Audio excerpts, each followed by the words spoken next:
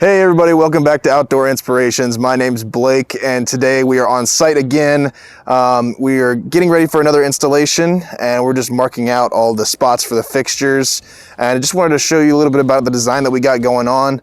And at some point, once this gets done, we'll show you guys some results. So let's go.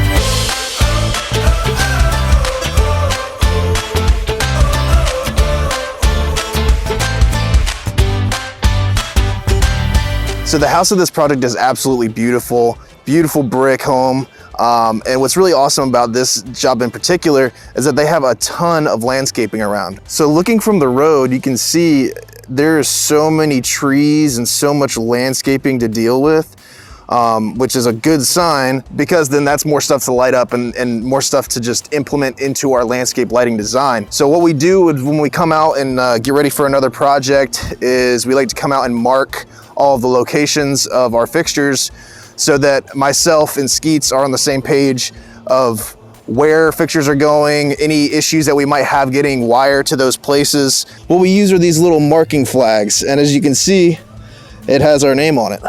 And speaking of marking flags, this video is brought to you by Blackburn Manufacturing. Blackburn Manufacturing is the worldwide leader in marking flags. They have tons of options for different marking flags as well as custom options to put your company's logo on the face of it. But flags aren't the only thing Blackburn makes. Anything you can think of for marking and measuring can be found on their site, such as marking paint, tape, stickers, tags, marking posts, and even signs like these giant head cutouts. Go to www.blackburnflag.com to check out their full array of products that can make your project or company run smoother. We really appreciate Blackburn for supporting us on this video. If you need any marking flags or signs, make sure that you go check them out. They have really high quality stuff and we really enjoy them. So go check those out. So the main part of coming out and doing this prep work is, like I said, getting the fixture placements correct, but it's also about the wiring and getting the wiring plan together. So Skeets is going to it right now and he's finding out where exactly he can run wires, any places that we need to go across concrete or under concrete. He's checking that out right now. Also, we always call 811 before any of our projects begin. So that way all the utility lines can get marked and we're not gonna be cutting into a spectrum line or a gas line or anything.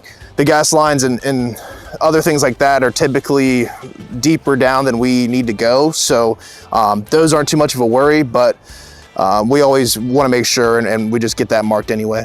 So let's go over a little bit of the design that we have here today. As you can see over here on this side of the house, there is a huge little gem magnolia, and it's beautiful. And then along with another tree that I am blanking on the name of, but we have a couple of fixtures up under there that are well lights. Those lights are gonna light up that canopy really well.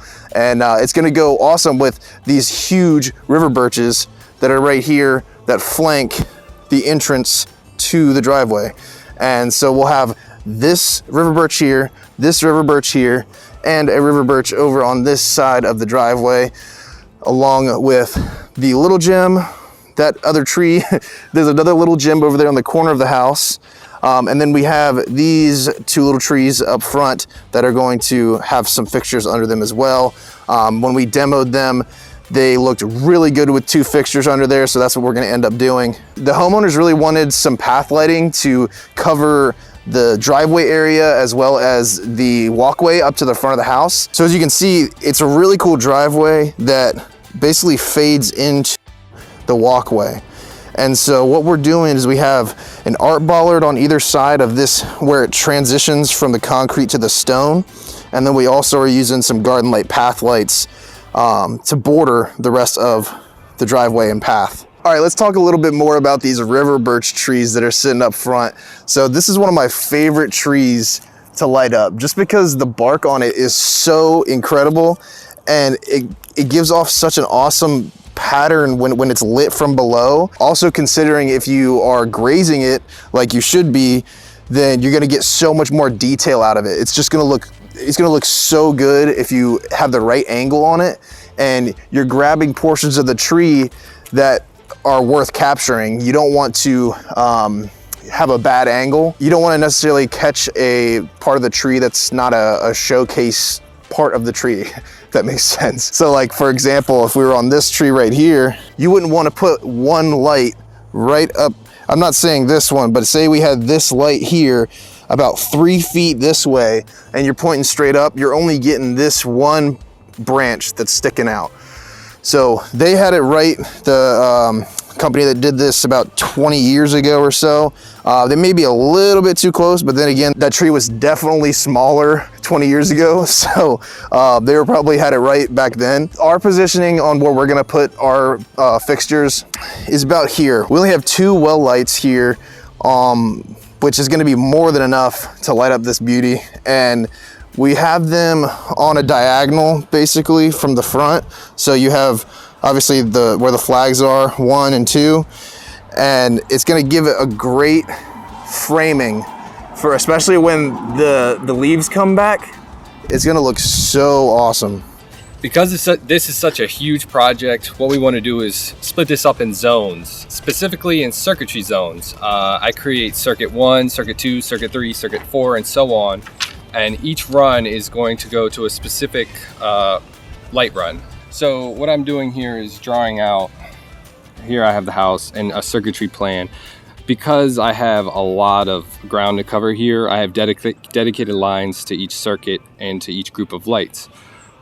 What's that for? What's that great for is troubleshooting. For example, if I know a light goes out, I know exactly what line that's on. If a whole line goes out, I know which line that's on. Circuitry planning is very important. Imagine you go and daisy chain a bunch of lights together and you go all the way to the end and you don't have enough power there. Well, that's because you didn't do your planning. Each line needs to be balanced, needs to have the correct amount of gauge of wire you're using, and how many fixtures you can put that on that line. And by doing that, it makes it so that the project goes better, everything goes smoothly, and the client has a great result. All right, everybody, thank you so much for watching. If you enjoyed the video, leave a like and subscribe to the channel if you would. Check out Blackburn Manufacturing as well. They're awesome. And we'll see you guys in the next video. Peace.